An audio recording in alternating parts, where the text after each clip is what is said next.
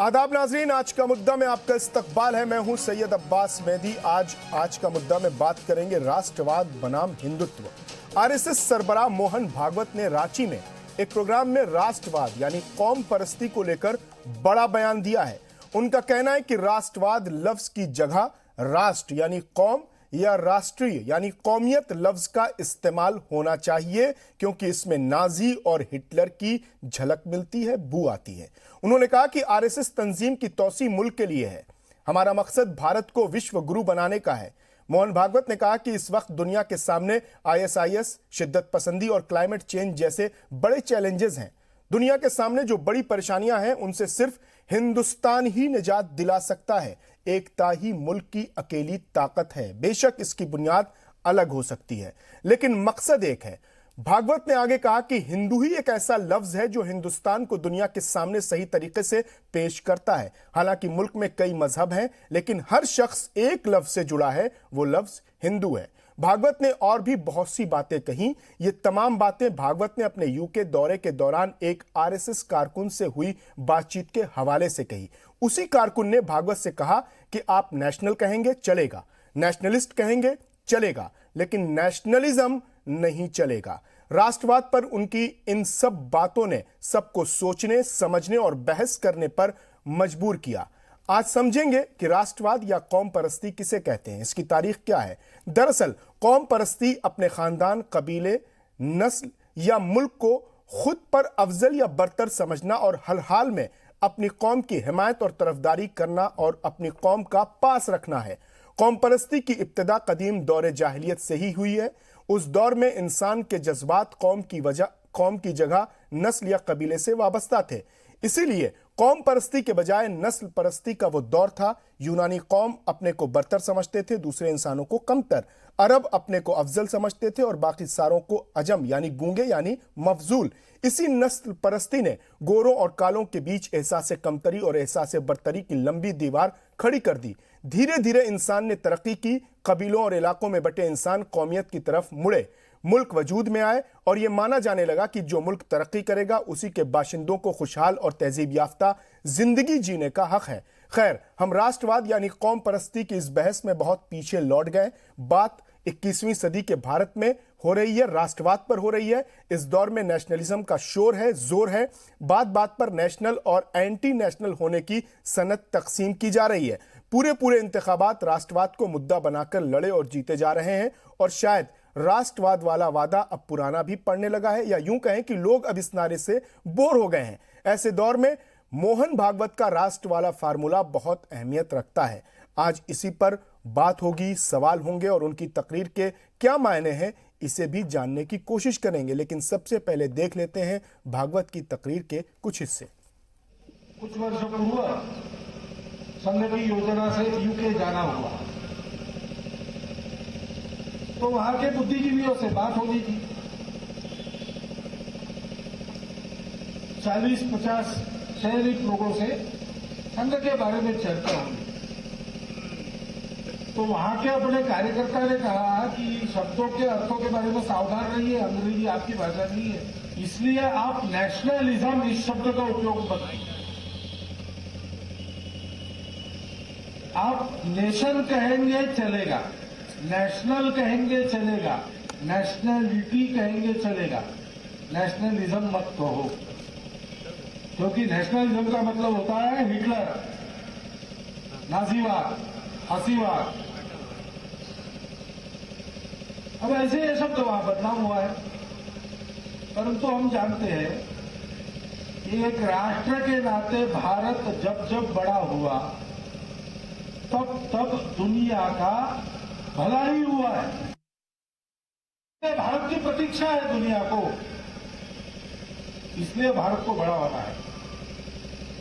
मनुष्य का जीवन सुखी बनना चाहिए, चल रहा है प्रयास। लेकिन ये मानव, व्यक्ति, मानव के समूह, समाज, ये सृष्टि जिसमें मानव जीता है, इसको अलग अलग तो हम सब लोग जानते हैं, लेकिन इसको जोड़ने वाला क्या है? उसकी अनुभूति किसके पास है? उसकी अनुभूति भारत के पास है।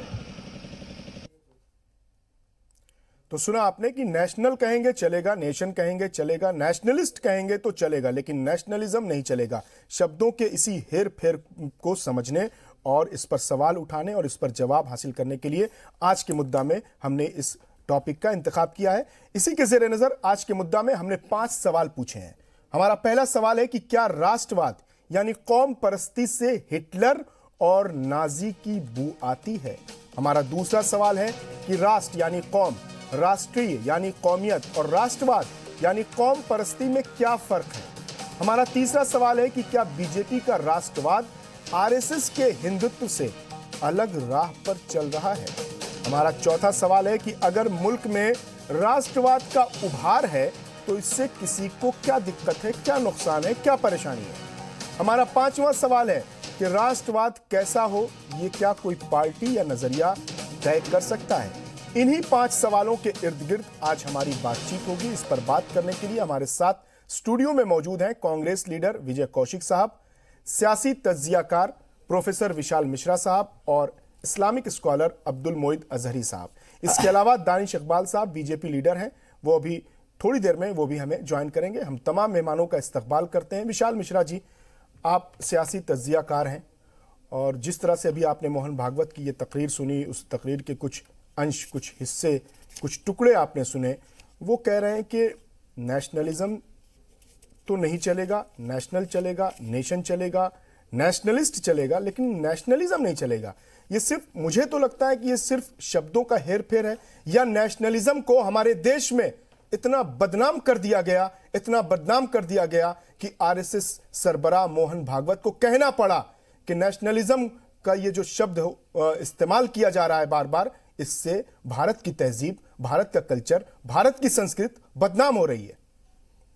नहीं, देखिए ऐसा है कि अगर आप उनके डिबेट को देखें, मतलब जो उनका स्टेटमेंट है, तो वो कोट कर रहे थे कि जब वो यूके में गए थे तो किसी कार्यकर्ता ने उनसे ऐसा बोला कि ये शब्द का यहाँ पर जो अंग्रेजी मायने हैं वो इस रूप में, मतलब लोग गलत तरीके से लेंगे, ये अंग्रेजी अलग है जी, क्योंकि हमारे यहाँ अंग्रेजी, लेकिन मुझे तो कुछ नहीं, आप गौर करें उनके आप स्टेटमेंट को देखें तो वो यही कह रहे थे, मतलब वहाँ का कोट कर रहे थे जी।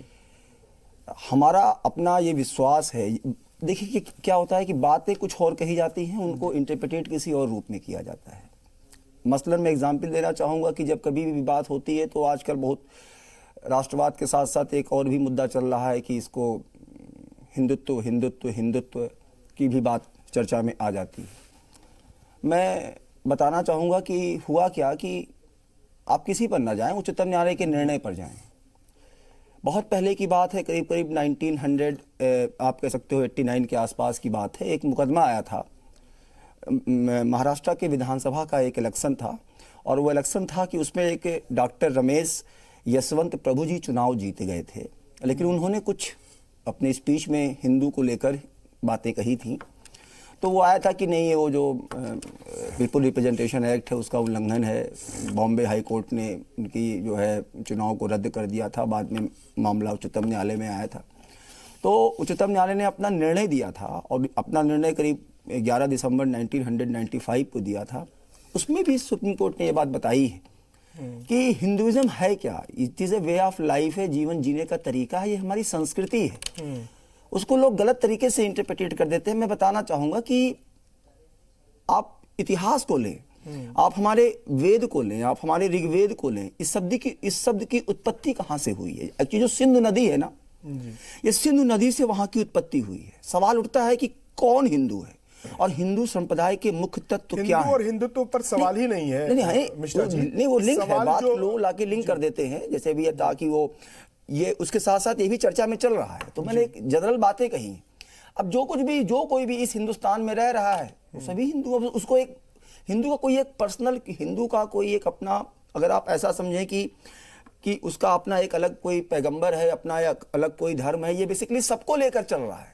तभी तो हमारी संकल्पना निकल के आती है वसुधैव कुटुंबकम की। हाँ, मैं आपको बताना चाहूंगा, सनातन धर्म नहीं कि है क्या कि हिंदू संप्रदाय के मुख्य तत्व क्या है। अगर आप इसको देखें तो इसका विवाद को जो है शायद इसको जो है सॉल्व हो सके। इसकी जो ऐतिहासिकता है और जो मूल स्रोत है उसमें मतभेद है, लेकिन मैं आपको एक बात बताना चाहूंगा, जो सामान्यतः सभी विद्वान इस बात पर सहमत हैं कि जो है शब्द है हिंदू, ये सिंधु नदी से बना है। इसे इंडस भी कहते हैं और ये पंजाब से होकर बहती है। आपको बताना चाहूंगा, मोनियर विलियम्स साहब हैं, उन्होंने किताब लिखी है हिंदुइज्म सबसे पहले।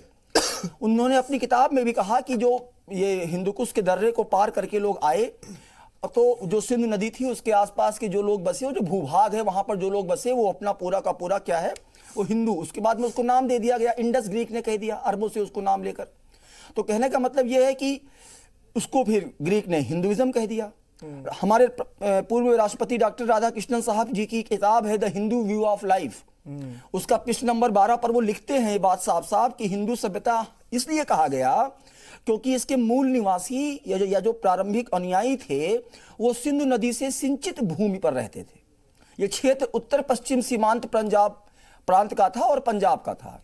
और हिंदू धर्मग्रंथ का जो हमारा सबसे प्राचीन है ऋग्वेद, उसमें भी ये बातें अंकित हैं। उसी के आधार पर इसको भारतीय इतिहास को नाम दिया गया। विशाल मिश्रा जी, मैं हिंदुत्व को भी समझूंगा, हिंदुइज्म को भी समझूंगा, लेकिन अभी जो हमने जो ये आगाज किया है बहस का, मैं ये जानना चाहता हूं कि मोहन भागवत को क्या जरूरत पड़ गई कि वो अपने यूके दौरे के एक कारकुन से हुई बातचीत का हवाला देकर ये कह रहे हैं कि नेशनल चलेगा, नेशन चलेगा, नेशनलिस्ट चलेगा, लेकिन नेशनलिज्म नहीं चलेगा। ये इसका जवाब जानना बहुत जरूरी है। विजय कौशिक साहब, आप कांग्रेस के लीडर हैं, आपको क्या लगता है कि क्यों मोहन भागवत ने इस तरह के बयान दिए? क्या इस वक्त मुल्क में नेशनलिज्म जो राष्ट्रवाद है वो बदनाम हो चुका है? ऐसा कुछ नहीं है। राष्ट्रवाद की अपनी परिभाषा है, बिल्कुल सही है, लेकिन जो छद्म राष्ट्रवाद भाजपा द्वारा खेला जा रहा है खेल, जब दिल्ली में चारों खाने चित हो गए तो मोहन भागवत जी की भी समझ में आ गया कि भी अब इस शब्द का ज्यादा समय तक इस्तेमाल नहीं चल पाएगा और देश भर में भाजपा को मुंह की खानी पड़ेगी। मैं आपको एक बात दावे के साथ कहता हूं कि भारतीय जनता पार्टी के किसी भी नेता को, और जब आरएसएस प्रमुख ही स्पष्ट रूप से कह रहे हैं, जिस तरह से वो राष्ट्रवाद की परिभाषा बता रहे हैं, मैं ये समझता हूं कि भाजपा और आरएसएस को राष्ट्रवाद की परिभाषा ही नहीं मालूम है। इनको हिंदुत्व की परिभाषा नहीं मालूम, इनको विकास की परिभाषा नहीं मालूम, इनको भारत माता की जय की परिभाषा नहीं मालूम। हकीकत में तो ये है कि खुशकिस्मती से इन्हें देश, इनके हाथ सत्ता लग गई इनके, और इन्हें ये पता नहीं है कि इस बिल्डिंग का पिलर कहां कहां खड़ा है। बस ये कभी कोई दीवार गिराने लग जाते हैं, कभी कोई दीवार गिराने लग जाते हैं। जिन मुद्दों पर विरोध करके ये लोग सत्ता में आए थे, जीएसटी का विरोध करते थे कि नहीं लगने देंगे, 18% तक का विरोध किया, आज 28% तक लगाकर बैठे हैं। इन्होंने विदेशी पूंजी निवेश एफडीआई का विरोध किया, आज उसे लागू करके बैठे। जो मैं कहना चाह रहा हूं वो ये कहना चाह रहा हूं कि जैसे कहते हैं काठ की हांडी बार बार नहीं चढ़ती, अब इनको लगा कि राष्ट्रवाद की जो काठ की हांडी जैसे चला रहे थे दिल्ली के चुनाव में फेल हो गई, ये आगे नहीं चलेगी, इसलिए बातों को बदल रहे हैं। राष्ट्रवाद से इतनी परेशानी क्यों है? अगर राष्ट्रवाद का कोई मुद्दा उठा रहा है तो ये तो अच्छी बात है ना। देखिए कि आपने एक कहावत सुनी होगी, बगल में छुरी मुंह में राम राम जी।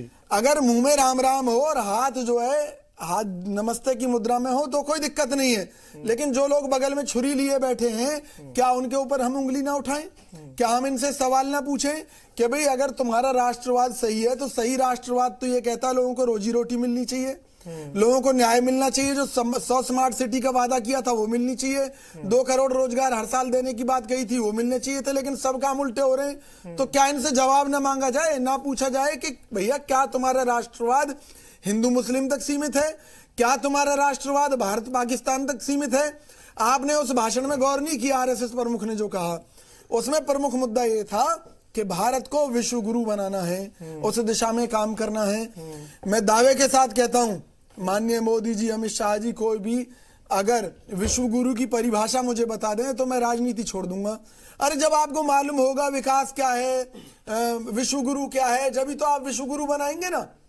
आप ऐसी हवा में बात करते हैं, भाषण देते हैं, आप अल्पसंख्यकों का विश्वास जीतने की कहते हैं, आप सबका विश्वास जीतने की कहते हैं, आप शाहीन बाग नहीं जाते, जब दिल्ली के चुनाव में आपने कहा था कि शाहीन बाग को चलिए करंट ठीक है, लगाना उन चाहिए। सब बातों पे फिर नहीं, आएंगे। मेरे जो कहने जी, का अर्थ केवल इतना ठीक सही है। है जी। कि अब राष्ट्रवाद का इन्हें मुद्दा लग रहा है कि इनका फेल हो गया दिल्ली चुनाव से, इसलिए इस तरह की बातें बदल रहे हैं, और कुछ नहीं है इनका। अब्दुल मोहित अजहरी साहब, इस्लामिक स्कॉलर हैं आप, राष्ट्रवाद से किसी को क्या दिक्कत हो सकती है? अगर कोई पार्टी राष्ट्रवाद को एजेंडा बना रही है, राष्ट्रवाद को मुद्दा बना रही है, राष्ट्रवाद के मुद्दे को लेकर अगर चुनाव में जा रही है, तो राष्ट्रवाद के नाम पर अपोजिशन पार्टियों को, बीजेपी मुखालिफ पार्टियों को इतनी एलर्जी क्यों है, इतनी परेशानी क्यों है? नहीं अब्बास भाई, देखिए, राष्ट्रवाद एक ऐसा वर्ड है जो मैं जब पिछले कुछ दिनों से जैसे ही इस चीज़ कुछ पॉलिटिकली समझने की कोशिश की है, मैं अगर थोड़ा सा पीछे जाता हूं तो राष्ट्रवाद कभी भी डिबेट का टॉपिक नहीं रहा। नेशनलिज्म एक फीलिंग थी, एक आभास था, एक आस्था की तरह से था। जैसे जैसे वो हमारी डिबेट का टॉपिक बनता गया, और जब हम डिबेट करते हैं तो डिबेट में क्या होता है, हम लफ्जियात पर बहस करते हैं, वो कहाँ से, उसका रूट वर्ड कहाँ से लिया गया है, उसे कहाँ कहाँ और कब कब इस्तेमाल किया गया है। तो जब हम उसकी तरफ जाते हैं और इज़म जिस किसी भी चीज में लगा है, कहीं पर भी आप उठा करके देख लीजिए, जो ये इज़म कहीं पर भी लगता है तो वो अपनी उन परिस्थितियों से आज़ाद हो जाता है जो उस इज़म से पहले का वर्ड जिस इस्तेलाह में पहले यूज हुआ होता है। आज जो मोहन भागवत साहब ने जो कोट किया है कि नेशनलिज्म नहीं कहना चाहिए, वाकई में पिछले कुछ वर्षों से नेशनलिज्म का जो यूज हुआ है उस यूज की तरफ ही उन्होंने इशारा किया था कि ये वाकई में नाजीवाद, फांसीवाद और हिटलरवाद की तरफ इशारा है। सवाल फिर यही होता है कि इतनों दिनों तक आपने जिस फांसीवाद, राष्ट्रवाद और फांसीवाद के जो समानता को जिस तरीके से आपने पूरे देश भर में प्रचार प्रसार किया, तो क्या उसके लिए जिन जो लोगों ने भारतीय संस्कृति को, भारतीय सभ्यता को ठेस पहुंचाने की कोशिश की है, क्या उनको कुछ कहा जाएगा या क्या उनके ऊपर कुछ लगाम लगाई जाएगी? एक बात ये हो गई। दूसरी बात यह है कि असल में नेशनलिज्म का मुद्दा जब इंटरनेशनल लेवल पर बहुत व्यापक नहीं हो पाया, क्यों? क्योंकि कभी आप किसी की नेशनलिटी को आप खुद प्रमाणित नहीं कर सकते। क्यों? हुआ क्या है कि अब नेशनलिज्म को प्रमाण देने की जरूरत पड़ने लगी, और प्रमाण देने के साथ साथ क्या होने लगा कि हमारी जो राष्ट्रवाद है, हमारा जो राष्ट्रवाद है वो तुम्हारे राष्ट्रवाद से अलग है। राष्ट्रवाद की एक परिभाषा तय कर दी गई, वो ये तय कि मैं जो कहूंगा वही राष्ट्रवाद है। जब ये चीज हुआ तो इसका कहीं ना कहीं जो है वो बुद्धिजीवियों में हुआ। अब क्या हुआ कि जब उसी राष्ट्रवाद से, जो तुम्हारा बनाया हुआ राष्ट्रवाद था, उससे तुम्ही को दिक्कत होने लगी, और उसके बाद एक दूसरा जो बड़ा आरएसएस प्रमुख जो बात कही है, उनके बड़े मुद्दों में से या उनके बड़े क्या कहते हैं एजेंडे में से एक एजेंडा था कि हम इसको हिंदुत्ववाद देश बनाएं। तो ये एक प्रक्रिया हो गई है। उस पर आएंगे। इस पर एक प्रक्रिया है कि अब इसकी बजाय हम हिंदुत्व की बात करें। और जैसे अभी विशाल शर्मा साहब ने एक बात बताई है, इस तरह के बहुत सारे ऐसे क्या कहते हैं तथ्य हैं, आप उसको सिंधु से जोड़ते हैं, कई और सी चीजों से, उसके बहुत सारे क्या कहते हैं सार है, बहुत सारे अर्थ निकाले गए हैं, और सारे अर्थ निकाल करके कहा जाएगा कि जो भी हिंदुस्तान में रह रहा है वो हिंदू है। आज लिखित रूप से या मौखिक रूप से पॉलिटिकली हिंदू सिर्फ जो है वो तहजीब बनेगी, संस्कृति बनेगी, सभ्यता बनेगी, लेकिन वो हमेशा हमेशा आज के भारत में एक धर्म रहेगा और धर्म ही की नजर से उसे देखा जाएगा। अब ये तय करने वाली बात होगी कि जो आप पॉलिटिकली, जिसको आप सभ्यता बोल रहे हो, वो धर्म है कि नहीं है, और जो धर्म है क्या वही सभ्यता है। ठीक है, दानिश इकबाल साहब बीजेपी के लीडर हैं, हमें इन्होंने लेट से ज्वाइन किया। दानिश इकबाल साहब, हमने बात की है आज राष्ट्र बनाम हिंदुत्व की। मोहन भागवत साहब आरएसएस के सरबराह हैं, उन्होंने जो बयान दिया आपने सुना होगा कि नेशनल चलेगा, नेशन चलेगा, नेशनलिस्ट चलेगा, लेकिन नेशनलिज्म नहीं चलेगा। तो यानी बीजेपी के नेशनलिज्म पे, बीजेपी के राष्ट्रवाद पर बड़ा सवाल खड़ा किया, और उन्होंने कहा है कि नेशनलिज्म से, राष्ट्रवाद से हिटलर और नाजी की बू आती है, झलक मिलती है। देखिए अब्बास भाई, ये जो पूरा आदरणीय मोहन भागवत जी का जो भी वक्तव्य है, वो किस परिप्रेक्ष्य में है, किस संदर्भ में है, उसको मैं विस्तार से आपको बताऊंगा। उससे पहले कांग्रेस के मित्र हमारे जो कह रहे थे कि भारतीय जनता पार्टी को विकास की परिभाषा नहीं मालूम है, भारतीय जनता पार्टी को राष्ट्रवाद की परिभाषा नहीं मालूम है, भारतीय जनता पार्टी को देशभक्ति की परिभाषा नहीं मालूम है, तो मुझे लगता है कि मुझे पहले इसका जवाब देना चाहिए कि कांग्रेस को यह याद होना चाहिए कि राष्ट्रभक्ति और देशभक्ति और विकास की जो परिभाषा है, जो मॉडल है, जो भारतीय जनता पार्टी ने अपने सरकार के माध्यम से या आरएसएस ने मानव कल्याण के माध्यम से जो देश में स्थापित करने का काम किया है, उसमें बहुत भूमिका निभाई है, बहुत बड़ा योगदान है। कांग्रेस के मित्र शायद भूल जाते हैं कि स्वतंत्र भारत के इतिहास में अगर भारत में कोई सबसे बड़ा कलंक लगा है तो वो आपातकाल का लगा है, जो स्वर्गीय श्रीमती इंदिरा गांधी ने लगाया था। उससे बड़ा जो है कलंक भारत के इतिहास में कोई हो नहीं सकता है। एक चीज नहीं, आपने सर आपने बोला था उसका आपको जवाब सुनना पड़ेगा। नहीं नहीं आपने लेकिन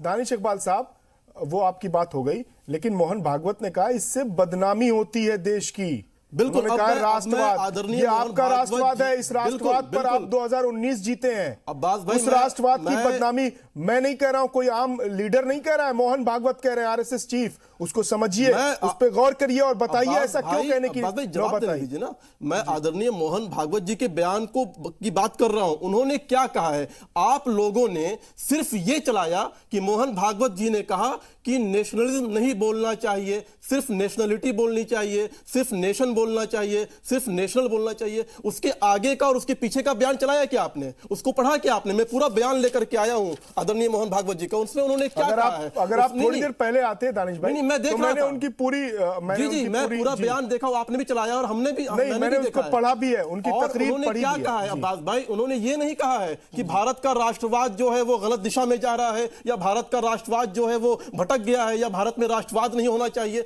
उन्होंने ये कहा कि जो यूरोप का राष्ट्रवाद है, वहां के जो अर्थ हैं, वहां के जो मायने लगाए जाते हैं, जो विदेश में जो राष्ट्रवाद का जो मायने यूरोप के राष्ट्रवाद नहीं, उसके संदर्भ में उन्होंने कहा कि इंग्लिश अंग्रेजी आपकी जबान नहीं है, अंग्रेजी आपकी भाषा नहीं है, उसके मायने अलग होते हैं। एक बार मैं अपने प्रोड्यूसर से कहूंगा कि एक बार फिर से आप उनकी वो उस तकरीर के वो हिस्से प्ले कर दीजिए। एक बार सुन लेते हैं, एक बार दोबारा सुन लेते हैं। संघ की योजना से यूके जाना हुआ, तो वहां के बुद्धिजीवियों से बात होगी थी,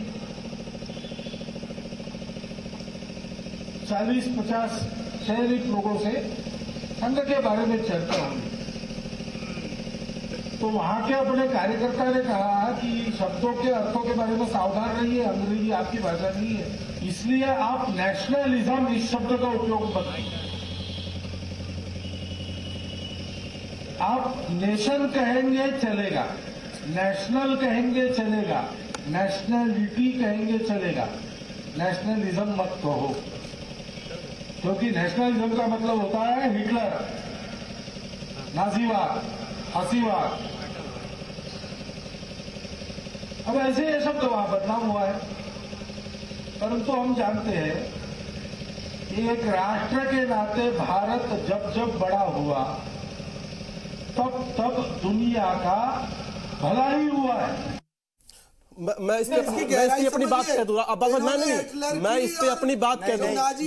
मुझे मैं अपनी बात कह दूंगा। नहीं, यही बात मैंने कौशिक साहब, यही बात मैंने सबसे पहले कही थी कि उन्होंने ये कहा है। मैं दानिश इकबाल साहब को जवाब देने में किसी ने उनसे ये बात कही है, वहां पर इसका अर्थ ये लिया जाता है। मिश्रा जी भारत के बारे में नहीं जी, नहीं रुक जाइए, मुझे यानी कि कौशिक साहब मुझे बात पूरी कौशिक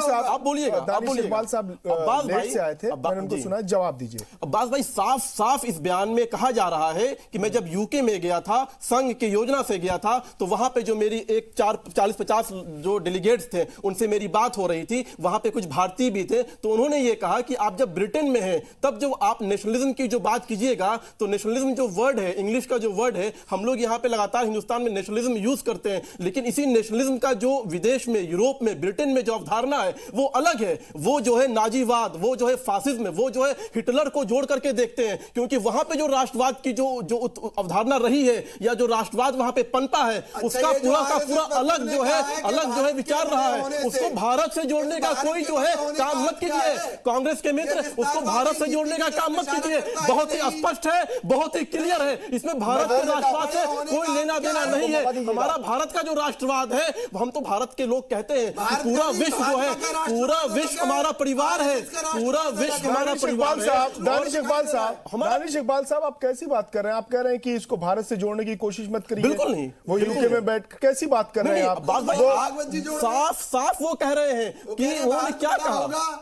चलिए ठीक है। अरे कौशिक साहब, बात तो पूरी सुनिए। वो कह रहे हैं जब कोई समस्या आई है, सुनिएगा, सुन तो लीजिए, जब कोई समस्या आई है भारत ने उसका समाधान दिया है। ठीक है, उन्होंने साफ साफ कहा है कि भारत का मतलब सुपर पावर बनने का मतलब ये नहीं है कि हम किसी दूसरे के संसाधनों पर और दूसरों की संस्कृति पर कब्जा करने जा रहे हैं। क्या कह रहे हैं?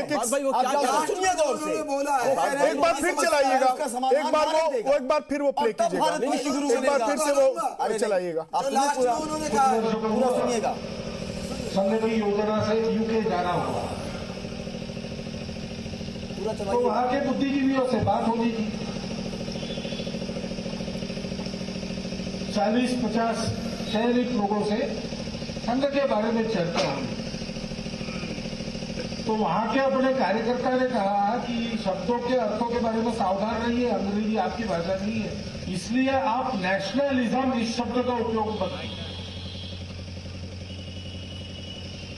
आप नेशन कहेंगे चलेगा, नेशनल कहेंगे चलेगा, नेशनलिटी कहेंगे चलेगा, नेशनलिज्म मत कहो, क्योंकि नेशनलिज्म का मतलब होता है हिटलर, नाजीवाद, हसीवाद। अब ऐसे ये शब्द वहां बदनाम हुआ है, परंतु हम जानते हैं कि एक राष्ट्र के नाते भारत जब बड़ा हुआ तब दुनिया का भला ही हुआ है। भारत की प्रतीक्षा है दुनिया को, इसलिए भारत को बड़ा होना है।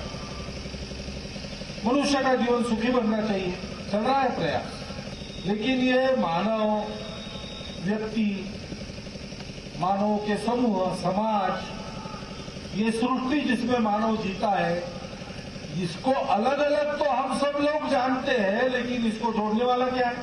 उसकी अनुभूति किसके पास है? उसकी अनुभूति भारत के पास है। स्पष्ट इसमें कहा गया है। ठीक है दानिश भाई, मेरा सवाल ले लीजिए। मैंने भी सुना, आपने भी सुना, सबने सुना। मतलब आपके मुताबिक वो यूरोप के लोगों के लिए कह रहे थे कि वहां ना कहिए, यानी अपने देश में आप राष्ट्रवाद का झंडा उठाइए, अपने देश में राष्ट्रवाद के नाम पर एक पूरे तबके को आप ताना दीजिए, राष्ट्रवाद के नाम पर नागरिकता का सर्टिफिकेट दीजिए। ठीक है, समर्थन है कौशिक जी, गलत तथ्यों से मत खेलिए। आप क्या कहा उन्होंने, दोबारा रिपीट करिए। उन्होंने साफ कहा है कि वहां पर उनसे कहा गया, यानी उसका मतलब ये है, उसका ठीक है। अलग तरीके से लिया जाता है। विशाल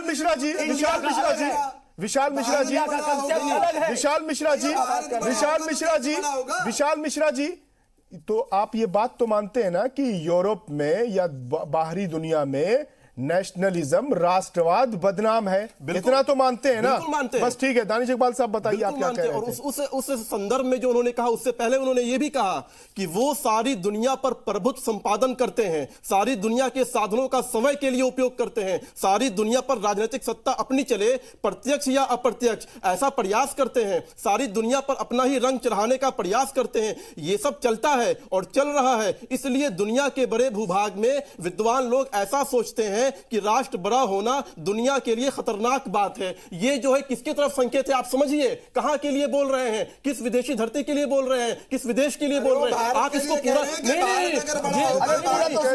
क्या बात कर रहे हैं? साफ साफ लिखा।